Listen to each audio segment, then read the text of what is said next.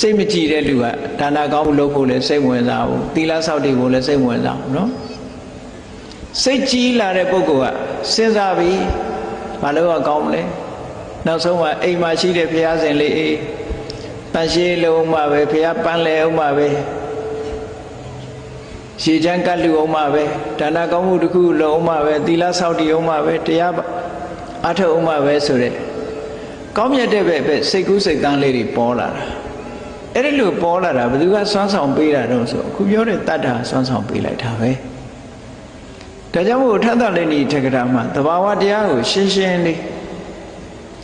ပတ္တန်နေနစိတ်တေနဒါနံဒိဋ္ဌိတရားတရားလေးပေါ်လာလို့ရှိရင်និဝရဏတရားတွေကိုဖယ်ရှားပြစ်လိုက်တယ်